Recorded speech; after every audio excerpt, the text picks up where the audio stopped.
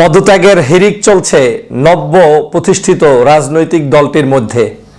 আপনারা জানেন, বাংলাদেশের বৈষম্য বিরোধী ছাত্র আন্দোলন কর্তৃক প্রতিষ্ঠিত নতুন যে রাজনৈতিক দল জাতীয় নাগরিক কমিটি থেকে জাতীয় নাগরিক পার্টি, এই জাতীয় নাগরিক পার্টির গত কয়েকদিন আগে অভিষেক অনুষ্ঠান অনুষ্ঠিত হলো, আত্মপ্রকাশ অনুষ্ঠিত হয়েছে। আত্মপ্রকাশের পর থেকেই আলোচনা সমালোচনায় জর্জরিত এই সংগঠনটি স্বভাবতই বাংলাদেশে যে কোনো কার্যক্রম শুরু করলে সমালোচনা আলোচনা থাকবেই। সে ভালো কাজ করলেও থাকবে, মন্দ কাজ করলেও থাকবে। কিন্তু নতুন এই সংগঠনটির মনে হচ্ছে যেন সমালোচনার ভার পিছু হটছে না, তাদের গায়ের সাথে লেগেই যাচ্ছে। আর সেই সমালোচনাটি তৈরি হয়েছে এখন আবার তাদের এক সপ্তাহ ঘুরতে না ঘুরতেই তাদের দলের পক্ষ থেকে 3 জন সিনিয়র নেতা ইতিমধ্যেই পদত্যাগপত্র জমা দিয়ে তারা এই দল থেকে চলে গিয়েছেন। জাতীয় নাগরিক পার্টির যে অভিষেক অনুষ্ঠানটি আমরা দেখলাম, তাদের যে আত্মপ্রকাশ অনুষ্ঠানটি দেখলাম, সে আত্মপ্রকাশ অনুষ্ঠানে বাংলাদেশের বিভিন্ন প্রান্ত থেকে হাজারো ছাত্র জনতা এখানে অংশগ্রহণ করেছেন, বিভিন্ন রাজনৈতিক দলের প্রতিনিধিরা অংশগ্রহণ করেছেন। ছাত্রদের প্রতি স্বভাবতই বাংলাদেশের সাধারণ নাগরিকদের উচ্চমানের একটি আশা আকাঙ্ক্ষা রয়েছে যে ছাত্ররা বাংলাদেশের জুলাই বিপ্লবে যেভাবে আমাদেরকে সাহায্য করেছে, সহযোগিতা করেছে, দেশকে এগিয়ে নিতে যেভাবে তারা প্রচেষ্টা করেছে, সেই প্রচেষ্টা অব্যাহত রেখে আগামীর বাংলাদেশ গঠনেও তারা ভূমিকা পালন করবে। কিন্তু হঠাৎ করে কি এমন ঘটলো, কি এমন হচ্ছে দলটির মধ্যে যে দলের মধ্যে পদত্যাগের হিড়িক বইছে? মাত্র 1 সপ্তাহ হলো না দলটি গঠন হয়েছে, তার মধ্যেই এটা নিয়ে আসলে এখন রাজনৈতিক অঙ্গনে আলোচনা যেমন হচ্ছে, সমালোচনা হচ্ছে। এই জায়গা থেকেই আজকে আমি আলোচনা করার জন্য আপনাদের সামনে উপস্থিত হয়েছি।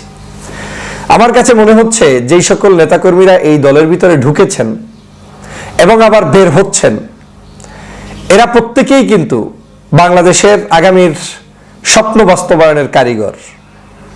বাংলাদেশের বৈষম্য বিরোধী আন্দোলন যখন শুরু হয়, সেই আন্দোলনের সময় যারা নেতৃত্ব দিয়েছেন, বিভিন্ন দলের সংগঠনের পিছন থেকে সামনে থেকে গোপনে প্রকাশ্যে যারাই অংশগ্রহণ করেছেন, সবাই কিন্তু দেশপ্রেমিক, সবাই চায় বাংলাদেশকে সুন্দরভাবে বিনির্মাণ করতে। বাংলাদেশের ছাত্র জনতার এই আন্দোলনকে যখন তুঙ্গে উঠেছে, তখন এদেশের রাজনৈতিক সংগঠনগুলো তাদেরকে ব্যাকআপ দিয়েছে, পিছনে বাতাস দিয়েছে। এবং কেউ কেউ মনে করে বাংলাদেশের এই ছাত্রদের যে নেতৃত্বে গঠিত আন্দোলন, এবং আমিও মনে করি, কেউ কেউ না, আমিও মনে করি এদের মধ্যে সিংহভাগই হয়তো বাংলাদেশে যেই দলটিকে শেখ হাসিনা নিষিদ্ধ করেছিল, সেই বাংলাদেশ জামাত ইসলাম, যাদেরকে সম্ভবত 1 তারিখ বা 2 তারিখে নিষিদ্ধ করেছে, আর 5 তারিখে গিয়ে শেখ হাসিনার পতন হয়েছে, সেই সংগঠনের নেতাকর্মীরা এই আন্দোলনের সময় পিছন থেকে ব্যাকআপ দিয়েছে, কৌশলে নেতৃত্ব দিয়েছে ভিন্ন আঙ্গিকে, কিন্তু তারা সেটা সামনে প্রকাশ করেনি। এটা এখন আওয়ামী লীগও স্বীকার করে, ছাত্র জনতাও স্বীকার করে, বিভিন্ন সংস্থাও স্বীকার করে। কিন্তু এর বাহিরে বড় যে শক্তিটি কাজ করেছে সেটা হচ্ছে বাংলাদেশের বড় বড় রাজনৈতিক দল, যেমন বাংলাদেশ জাতীয়তাবাদী দল, তারপরে বাংলাদেশ জামাত ইসলাম, ইসলামী আন্দোলন বাংলাদেশ, এরপরে গণ অধিকার পরিষদের নুরু ভাইয়ের নেতৃত্বে একদল মেধাবী শিক্ষার্থীরা এখানে অংশগ্রহণ করেছে। এক বাক্যে এই আন্দোলনটি ছিল সামষ্টিক। কিন্তু এই আন্দোলনে যখন যারা যাদেরকে সহযোগিতা করেছে, তারা যখন অনুভব করেছে যে এই সংগঠনটি হয়তো বাংলাদেশের ধর্মীয় মূল্যবোধ, জাতীয়তাবাদী মূল্যবোধ, এদেশের সভ্যতা সংস্কৃতিকে লালন করে সামনের দিকে দল নিরপেক্ষভাবে এগিয়ে যেতে পারে এবং এদেশের মানুষের রাজনীতিতে ভালো ভূমিকা পালন করতে পারে, তখন কিন্তু নির্দলীয় নিরপেক্ষ বহু মানুষ এই দলের পিছনে ব্যাকআপ দেওয়ার জন্য মাঠে নেমেছে। এখনো তারা অনেকে হয়তো স্টিল এই দলটার শুভকামনা করেই যাচ্ছেন। কিন্তু আমার কাছে কেন জানি মনে হচ্ছে এই দলের কিছু কিছু নেতাকর্মী তাদের বক্তব্যের মধ্যে স্থিতিশীলতা রাখতে পারেন নাই। তারা যখন বক্তব্য দিচ্ছেন, আজকে এক ধরনের দিয়েছেন, ঠিকই এই বক্তব্য থেকে ইউটার্ন নিয়ে আরেকদিন আরেক ধরনের দিচ্ছেন। এবং এই বক্তব্যগুলোকে যদি আপনি একটু অ্যানালাইজ করেন, তাহলে সেখানে একটু গন্ধ পাওয়া যাবে যে ক্ষমতার স্বাদ কিংবা প্রতিষ্ঠিত হওয়ার স্বপ্ন কিংবা ভিন্ন কিছু, যেটা একেবারে ছোট্ট আকারে দেখা যাচ্ছে, খুব বড় আকারে না। এবং এটাকে আমি দোষেরও বলছি না, যে কোনো অর্গানাইজেশন সে প্রতিষ্ঠিত হবে, তার ব্যক্তি স্বার্থ থাকবে, দেশের স্বার্থ থাকবে, সব থাকবে, কিন্তু যে একটা ক্লিন ইমেজ নিয়ে শুরু করেছিল সেখানে একটু হলেও তারা ভাটা পড়াতে সক্ষম হয়েছে এই স্বল্প কয়েকদিনের মধ্যেই। মানুষ যেটা চায় আপনি বাই বর্ন যেভাবে হচ্ছেন সেটাকেই ক্যারি করে এন্ড পর্যন্ত যান। মানুষ যেটা চায় আপনি যেটা শুরুতে বলেছেন এখনো সেটা কন্টিনিউ করেন। ফর এক্সাম্পল, আওয়ামী লীগের সময় আপনি কি ভাষায় কথা বলতেন, এখন আপনার একই চরিত্র কোনো ব্যক্তি যদি অবলম্বন করে আপনি একই ভাষা ব্যবহার করবেন, মানুষ আপনাকে অ্যাকসেপ্ট করবে। কিন্তু আওয়ামী লীগের সময় যে ভাষা আপনি ব্যবহার করেছেন এখন আপনি একই অপরাধ ভিন্ন কেউ করলে করবেন না, তার মানে মানুষ বুঝে নিবে যে আপনি কারো না কারো হয়ে এমনভাবে কাজ করছেন যে আপনি কোনো অবস্থাতেই নীতি নৈতিকতার জায়গাটায় নেই। আমি বলছি এই ছাত্র সংগঠনের মাধ্যমে প্রতিষ্ঠিত এই রাজনৈতিক দলটির ভবিষ্যৎ অন্ধকার হবে না, তবে এই রাজনৈতিক দলটার প্রতিষ্ঠা হওয়ার জন্য কিছুটা হলেও নতুন করে আবার তারা বাধার সম্মুখীন হবেন, এবং তার একটা নজির হচ্ছে এই তাদের দল থেকে একসাথে কিছু মানুষের পদত্যাগ। আমি জানি না এই মানুষগুলোর উদ্দেশ্য কি, নিশ্চয়ই তারাও দেশপ্রেমিক, তারা দেশের স্বার্থেই তারা তাদের মনে করেছে এই দলের ভিতরে যে চিন্তা চেতনা আদর্শ নিয়ে তারা ঢুকেছিলেন সেটা হয়তো ফুলফিল হবে না, এবং তারা যেটা চাচ্ছেন সেটা হয়তো কেউ করবে না। তো না করার কারণে তারা আজকের এখান থেকে ভেগে যেতে বাধ্য হয়েছেন, কিংবা এখানে তাদের মতো করে সংগঠনটা প্রতিষ্ঠিত করার মতো মানসিকতার লোক পাননি বিদায় হয়তো বের হয়েছেন, যেটা সামনে আরো পরিষ্কার হবে। আমরা এই সংগঠন প্রতিষ্ঠার আগেই দেখেছি এখানে কিছু ব্র্যাকেট তৈরি করে দেওয়া হয়েছে, যেটা একটি রাজনৈতিক দলের জন্য অত্যন্ত দুঃখজনক। ব্র্যাকেটটা এমন বিএনপি পন্থী কে আছে, জামাতপন্থী কে আছে, শিবিরপন্থী কে আছে, অমুকপন্থী কি আছে। একটা রাজনৈতিক দল যখন এই ব্র্যাকেটের মধ্যে তৈরি হয়ে যায় তখন সেই রাজনৈতিক দল আর পাখা গজিয়ে দাঁড়াতে পারে না।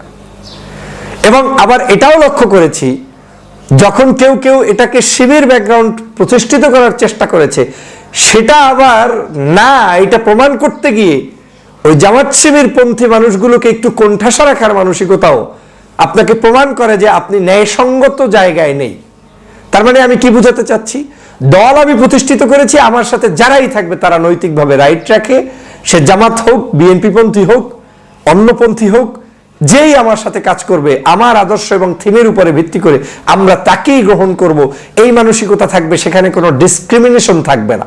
কিন্তু আমরা পত্রপত্রিকায় কিছু কিছু মানুষদেরকে দেখেছি যে যারা বলেছেন যে এই পন্থী দুজন মানুষ যুক্ত হলেন না, এই পন্থী মানুষরা স্থান পেলেন না, এই পন্থীর ভাগটা করে আমার কাছে মনে হচ্ছে এই সংগঠনটি তাদের স্বকীয়তা হারিয়েছে, এবং তার নতুন কিছু খেসারত তাদেরকে আগামীর মাঠে ময়দানে দিতে হবে।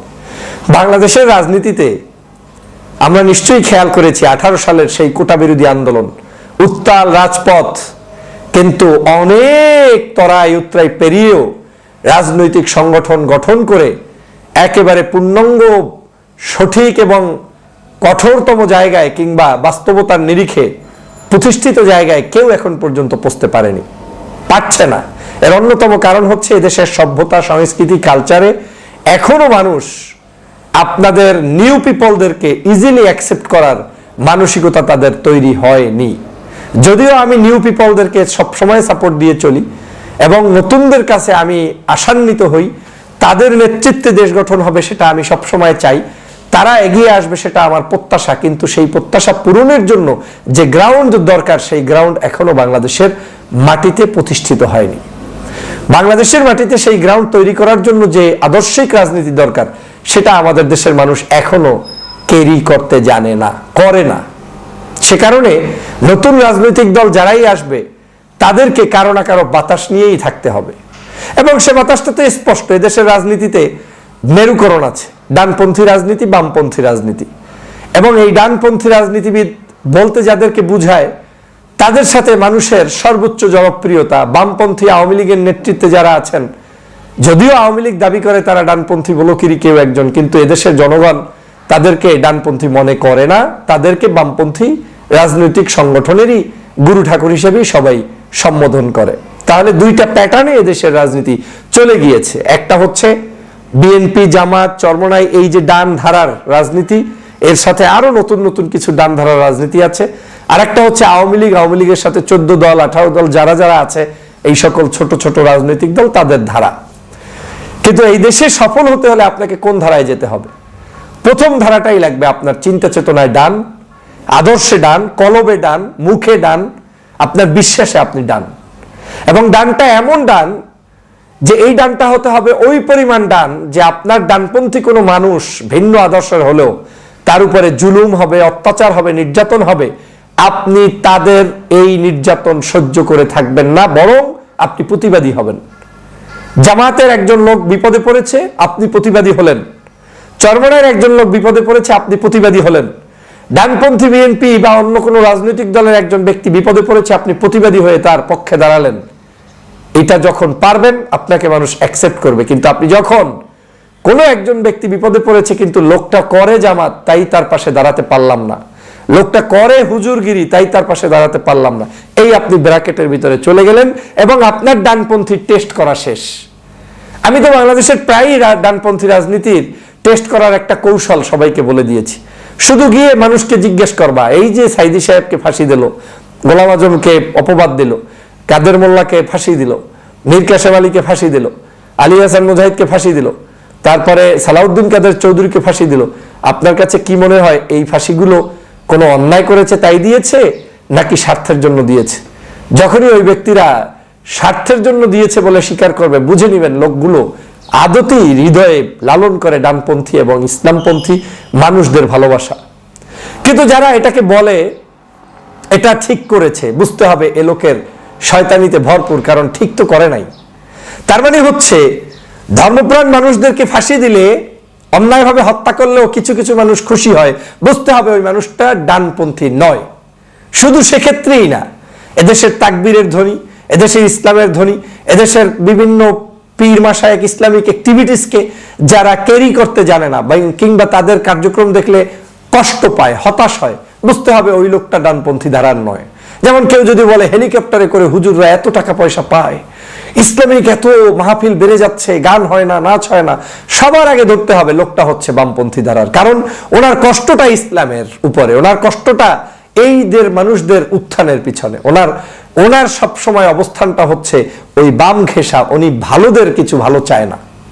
অতএব বিদেশের রাজনীতিতে আপনি যেই হন না কেন, সুপ্রতিষ্ঠিত কোনো কিছু করতে চাইলে মানুষের থিমটাকে আপনার আগে ক্যারি করতে হবে। দেশের মানুষ কি চায়, সত্যের পক্ষে আপনাকে থাকতে হবে। এই সত্যের পক্ষে যখন আপনি অবস্থান নিতে পারবেন, আপনি অটোমেটিক মানুষের ভালোবাসা পাবেন। তবে একদিনে তো আর পাবেন না, একদিনে অর্জনও করতে পারবেন না। হঠাৎ সুলতান যদি কারো হওয়ার মানসিকতা থাকে, তারা হঠাৎ সুলতান হয়ে পড়ে যাবেন, ঝরে যাবেন, নিভে যাবেন, কিন্তু হৃদয়ে স্থান অর্জন করতে পারবেন না। মনে রাখবেন, আমাদের দেশের কনসার্টগুলো, গানের অনুষ্ঠানগুলো, সিনেমা হলগুলো কিংবা ছোট ছোট মাহফিল, বড় মাহফিল যাই হয়, এই যারা যায় এরাই শুধুমাত্র ভোটার নয়। কোটি কোটি মানুষ যারা ঘরের ভিতরে নিবৃতে বসে থাকে, যারা মসজিদে গিয়ে একটু নামাজ পড়ে কিন্তু অন্য কোনো অ্যাক্টিভিটিসে জড়ায় না, সেই মানুষগুলোর চিন্তা করে, কৃষক শ্রমিকের চিন্তা করে, জাতির প্রত্যাশা চিন্তা করে আপনাকে কার্যক্রম হাতে নিতে হবে। এর বাহিরে আপনি যাই কৌশলগত নিবেন, লাভ হবে না। তাতে হয়তো শহীদ মিনারে কিছু মানুষ পাবেন যারা এসে আপনাকে বেদিতে ফুল দিবে, কিন্তু এই মানুষের সংখ্যা দিয়ে রাজনীতি হয় না। আপনাকে ফুলও দিতে হবে, কিন্তু যে মানুষগুলো নিবৃতে বসে আছে সেই মানুষগুলোর চিন্তা এবং আদর্শকে আপনার দলের ভিতরে প্রতিষ্ঠিত করতে হবে। যদি সেটা করতে পারেন, আপনি দাঁড়াবেন। আমি এই নতুন দলের হোঁচট খাওয়ার কারণে আজকের এই নতুন নতুন কিছু কথা বললাম। তাদের এই তিনজন ব্যক্তি যারা ইতিমধ্যেই পদত্যাগ করেছেন, তারা হচ্ছেন যুগ্ম মুখ্য সমন্বয়ক আবু হানিফ, যুগ্ম মুখ্য সংগঠক উত্তরাঞ্চল হানিফ খান সজীব ও যুগ্ম মুখ্য সমন্বয়ক আব্দুল জাহের। এরা ভালো থাকুক, সুস্থ থাকুক, নতুন রাজনীতিতে তারা যেখানেই অবস্থান করুক, তাদের দ্বারা দেশের কল্যাণ হোক, সেটা আমি প্রত্যাশা করি। এবং এই যে ছাত্র রাজনীতির মধ্যে হিরিক পড়েছে পদত্যাগ কিংবা হোঁচট খাওয়ার, এখান থেকেও আমি মনে করি তারা উত্তরণ ঘটাতে পারবে। এবং সেই উত্তরণ ঘটাতে হলে সবার আগে তাকে আমি যে এই টিপসগুলো দিলাম সেই দিকে নজর রাখতে হবে। শোনেন, মিডিয়ার সৃষ্টি রাজনীতি টেকে না। আপনাকে হঠাৎ করে কোনো একটা গোয়েন্দা সংস্থা চেপে ধরে কোনো কিছু করে দিলে সেই রাজনীতি টেকে না। রাজনীতি একটি লম্বা সময়। আপনাকে মানুষ মাথার তালু থেকে পায়ের তলা পর্যন্ত বুঝতে সক্ষম হতে হবে লোকটা আসলে কি ধারণা পোষণ করে। ওই ধারণার উপরে আপনি যদি সঠিক ইস্তেকামাত থাকতে পারেন, আপনি গেইন করবেন, না পারলে পারবেন না কিছুই। এদেশে বহু উত্থান এবং পতন দেখেছি, চোখের সামনে দেখেছি। অতএব আদর্শিক জায়গাটায় আমাদের যত বেশি স্ট্রংনেস থাকবে তত বেশি মানুষের ভালোবাসা আপনি ক্যারি করতে পারবেন। না হয় ধোঁয়াশার রাজনীতি দিয়ে আর যাই হোক, আপনি অন্ততপক্ষে বাংলার মানুষের ভালোবাসা পাবেন না। সবাইকে ধন্যবাদ। 5ই আগস্টের পরে আরেকটি ঐতিহাসিক দিন দেখলো গতকালকের 5ই ফেব্রুয়ারি। বাংলাদেশের মানুষের হৃদয়ে জমে থাকা সকল ক্ষোভের বহিঃপ্রকাশ ঘটল 32 নম্বরের বাড়িটির ওইখানে, এবং আরও ঘটল বাংলাদেশের বিভিন্ন প্রান্তে আওয়ামী লীগের যে সকল দোসররা এখনো নতুন করে মাথাচাড়া দিয়ে উঠতে চাচ্ছে, তাদের সেই সকল অবৈধ সম্পদের উপরে জনগণ ফুঁসে উঠেছে। প্রিয় বন্ধুরা আমার, আপনারা নিশ্চয়ই জানেন ফ্যাসিবাদী শেখ হাসিনা যখন যে বক্তব্য দেয়, প্রত্যেকটি বক্তব্যই যেন বাংলাদেশের প্রত্যেকটি মানুষের হৃদয়ে নতুন করে আঘাত দেয়, এবং সেই আঘাতের বহিঃপ্রকাশ হিসাবে বাংলার মানুষ ঐক্যবদ্ধভাবে শেখ হাসিনা, শেখ পরিবার, আওয়ামী লীগের দোসরদের বিরুদ্ধে লড়াই অব্যাহত রাখে। গতকালকে তেমনই একটি দিন ছিল এই 5ই ফেব্রুয়ারি। 5ই ফেব্রুয়ারি 2025। এই দিনে শেখ হাসিনা বিদেশে বসে বক্তব্য দেওয়ার জন্য ইচ্ছা পোষণ করেন, এবং তিনি তার পেজ থেকে, আওয়ামী লীগের পেজ থেকে তার একটি অডিও বক্তব্য তিনি দিয়ে থাকেন। সেখানে তার ফেস দেখানোর মতো যার শক্তি নেই, মুরাদ নেই, সেই লোকটি শুধু শুধু বাংলাদেশের মানুষের মধ্যে নতুন করে হানাহানিতে লিপ্ত থাকার ইচ্ছা পোষণ করেন, যেটার মধ্য থেকেই প্রমাণ হয় শেখ হাসিনা বাংলাদেশের জন্য ক্ষমতায় থাকতেও যেমন ক্ষতিকর, ক্ষমতার বাহিরে থাকতেও ক্ষতিকর। বাংলাদেশের জন্য কখনোই শেখ হাসিনা কল্যাণকর ছিল না। আপনারা জানেন গত 16 বছর পর্যন্ত এই শেখ হাসিনার সকল জুলুম, অত্যাচার, নির্যাতন বাংলাদেশের জনগণ কিভাবে সহ্য করেছে। 16 বছরের মধ্যে এমন কোনো পরিবার নাই যেই পরিবারগুলোকে ধুলায় মিশিয়ে দেওয়ার জন্য শেখ হাসিনা চেষ্টা করে নাই। শুধু নাম হতে হবে লোকটির পরিবারের, হয় জামাত শিবির, না হয় কোনো ইসলামী মূল্যবোধের, না হয় হতে হবে বিএনপির দেশনেত্রী বেগম খালেদা জিয়া কিংবা তারেক রহমানের পরিবারের। আজকের সেই মহা প্রতাপশালী শেখ হাসিনা তাকিয়ে তাকিয়ে দেখে যাও যে ধানমন্ডির 32 নাম্বার সহ বাংলাদেশের প্রত্যেকটি পথে প্রান্তরে যারা তোমার বাবার সেই মুরাল এঁকেছে কিংবা রেখেছে কিংবা স্থাপনা রেখেছে, সবগুলো এদেশের ছাত্র জনতা গুড়িয়ে দিয়েছে। এর কারণটা কি? আমি অবাক হয়ে যাই যখন দেখি বাংলাদেশের সাবেক 3 বারের প্রধানমন্ত্রী দেশনেত্রী বেগম খালেদা জিয়ার চোখের পানি, সেই চোখের পানি গতকালকে রাতেও তাকিয়ে তাকিয়ে দেখলাম। তার এই চোখের পানি মনে হয় আল্লাহর দরবারে কখন কবুল হয়ে গিয়েছে আমরা হয়তো ভাবতেও পারিনি। তাকে জোর করে তার বাড়ি থেকে বের করে দেওয়ার ইতিহাসটি এই বর্তমান প্রজন্মের অনেক ছেলে মেয়েরাই হয়তো জানেন না। এই দেশনেত্রী বেগম খালেদা জিয়াকে জোর করে তার সেই জাহাঙ্গীর গেটের ভিতরে অবস্থিত তার পরিবারের সেই 40 বছরের ঐতিহ্যবাহী বাড়িটির ইট পাথর সব ভেঙে চুরে চুরমার করে দিয়েছিল এই শেখ হাসিনা। এবং এই শেখ হাসিনার ক্ষিপ্ততার কারণেই দেশনেত্রী বেগম খালেদা জিয়াকে সেখান থেকে এক কাপড়ে বিদায় নিতে হয়েছিল। আল্লাহ তার চোখের সামনেই শেখ হাসিনার সকল দাম্ভিকতাকে কবর রচিত করে দিয়েছেন। আপনারা প্রশাসন দিয়ে করেছেন ঘর বাড়ি ভাঙচুর, আর আজ ছাত্র জনতা আপনাদেরকে ভেঙে চুরে চুরমার করে দিয়েছে। এটাই পার্থক্য, কারণ এখন জনগণ ফুঁসে উঠেছে। আপনারা বাংলাদেশের মানুষদেরকে যখন গুম করতেন, খুন করতেন, ভাবতেন না যে এই গুম খুন এইটা যে কত বড় অন্যায় আপনারা করেছেন। ইলিয়াস আলী সাহেবের পরিবারকে আপনারা মুসাফির করে দিয়েছেন, তাদেরকে ইয়েতিম করে দিয়েছেন। পরিবারের কোনো সদস্য এখন আর বিবাহ অনুষ্ঠান করতে গেলে বাবাকে পায় না, ইলিয়াস আলী গুম হয়ে গিয়েছে। আজকের আপনারা সেই গোলাম আজমের সন্তান আমান আল আজমি, তারপরে মীর কাসেম আলীর সন্তান আরমান সাহেবকে আপনারা গুম করে রেখে কত বছর আপনারা বন্দি শালার ভিতরে, একেবারে গর্তের ভিতরে রেখেছিলেন, যেখান থেকে একটু শ্বাস প্রশ্বাস তারা করতে পারে নাই। আপনারা 2013 সালের শাহবাগ তৈরি করে বাংলাদেশের মানুষের ভালোবাসার মানুষগুলোকে বিনা বিচারে অন্যায়ভাবে ফাঁসির কাস্টে ঝুলিয়েছেন। সেই ইতিহাস ভুলে গিয়েছেন? যেই মানুষগুলোকে আপনারা মেরেছেন সেই মানুষগুলো আপনাদের চাইতে বাংলাদেশের মানুষের হৃদয়ে কত যে হাজার গুণ তারা স্থান অর্জন করে রেখেছে, কিন্তু সেই জায়গাতে আজকের আপনারা কিন্তু সফল হননি।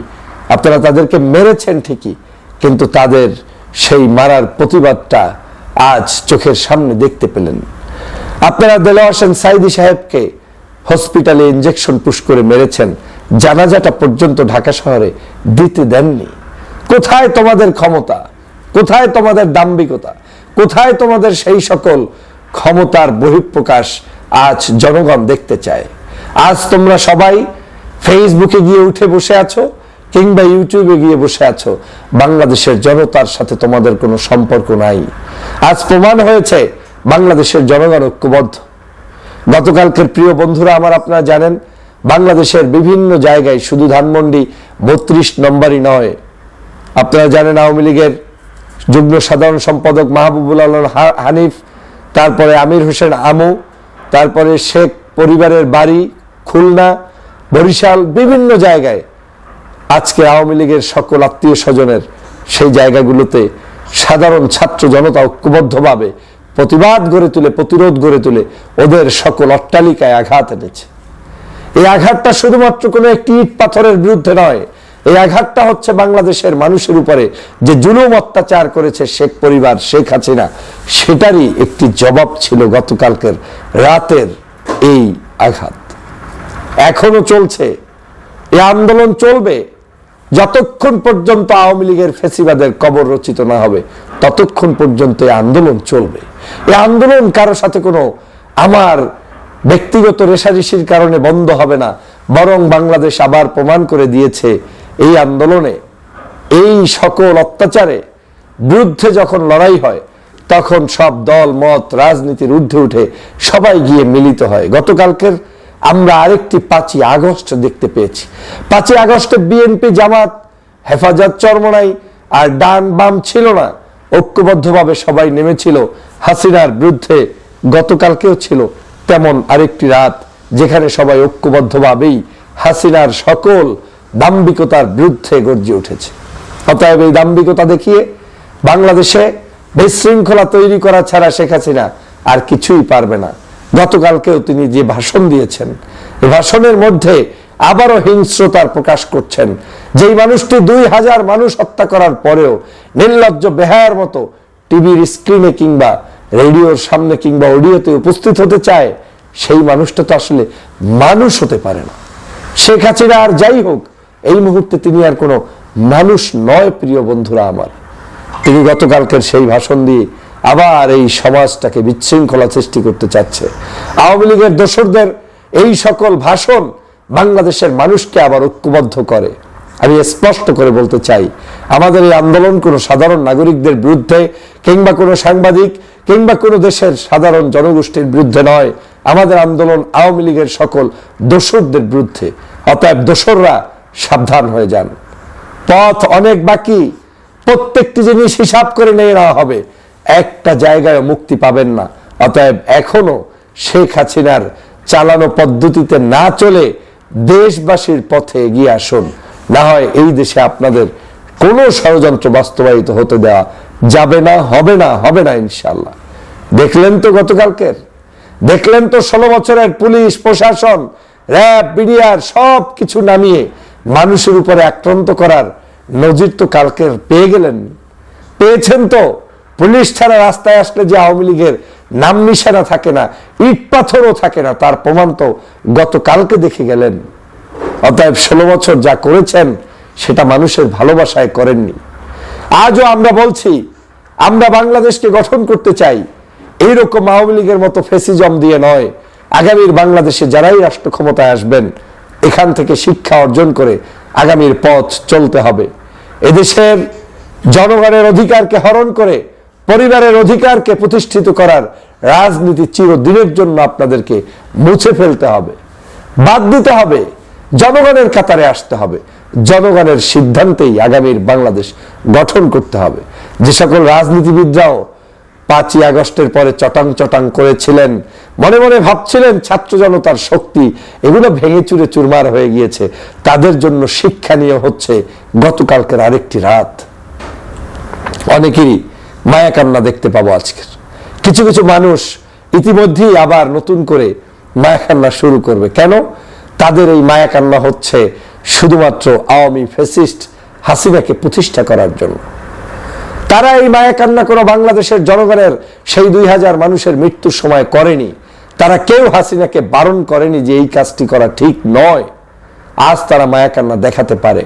আমি স্পষ্ট করে বলতে চাই, যারা মায়া কান্না দেখাতে আসবেন, আপনারাও ছাত্রদের কাছে, জনতার কাছে কালো তালিকা ভুক্ত হবেন। এই দেশে আর আপনাদের কোনো ষড়যন্ত্র বাস্তবায়ন হতে দেয়া হবে না। কত বড় দুঃসাহস! বাংলাদেশের জনপদে এখনো ভোর রাত্রে তারা লিফলেট বিতরণ করে, আবার বিতরণ করার সময় পিছন থেকে তাকিয়ে তাকিয়ে দেখে কেউ আসছে কিনা। কত বড় দুঃসাহস! তারা এখন বিসিএস ক্যাডার, তাদের প্রশাসনের লোক দিয়ে তারপরে লিফলেট বিতরণ করে। কত বড় দুঃসাহস! মনে মনে ভাবছে এই তো চলে আসবে, এই তো চট করে চলে আসবে। চট করে আর আপা আসবে না। আমি আওয়ামী লীগের আমার শরীর, যারা অন্তত সন্ত্রাস, চাঁদাবাজ, দুর্নীতি, অন্যায়ের সাথে সম্পৃক্ত নন, আদর্শের কারণে আওয়ামী লীগ করেন, আপনার প্রতি অনুরোধ, এই মিস টকিং, মিস লিডিং এ আর প্রভাবিত হয়েন না। শেখ হাসিনা আর আসবে না, আর পারবে না। তিনি আর এই বাংলার মানুষের মণিকোঠায় নেই। তার পরিবারের কেউ আর এখন এই মুহূর্তে আসতে পারবে না। অতএব তাদের পিছনে দৌড়িয়ে বাংলাদেশের ক্ষতি করে জনগণের বিপক্ষে অবস্থান নিয়ে আপনি আপনার ভবিষ্যৎ নষ্ট করবেন না। আপনাদের উপরে এখন যা চলছে, এসব কিছু হচ্ছে জনগণের উপরে জুলুম, অত্যাচার, নির্যাতনের মাত্র কিঞ্চিত বহিঃপ্রকাশ। অতএব এখনই সব শেষ হয়ে যায়নি। যদি ভালো থাকতে চান, বাংলার মানুষের হৃদয়ে স্থান অর্জন করতে চান, এখনো বলছি ভালো হয়ে যান। ভালো না হলে বাংলাদেশের মানুষ আপনাদেরকে কোনোদিনই বাংলাদেশের রাজনীতিতে স্থান কোনোদিন দিবে না। সে ভিন্ন নামেও দিবে না, ভিন্ন দলেও দিবে না। একটাই পথ, ভালো হতে হবে। আমাদের দেশবাসীকে আমি আজকে ধন্যবাদ জানাই, ছাত্র জনতাকে ধন্যবাদ জানাই যে আমরা বিপদে পড়লে সবাই এক, আমরা শেখ হাসিনার ইস্যুতে সবাই এক, ফ্যাসিবাদের বিরুদ্ধে সবাই এক। এই ঐক্য আমাদের ধরে রাখতে হবে। আমাদের মধ্যে ভিন্ন মতের মানুষ থাকবে, ভিন্ন আদর্শের থাকবে, কিন্তু এই সকল আদর্শ মতের ঊর্ধ্বে উঠে জাতীয় ইস্যুতে আমাদেরকে ঐক্যবদ্ধ হতেই হবে। আসুন দেশকে গঠন করি, ফ্যাসিবাদের বিরুদ্ধে গর্জে উঠি এবং ওদের সকল ষড়যন্ত্র রুখে দাঁড়াই। আল্লাহ হাফেজ।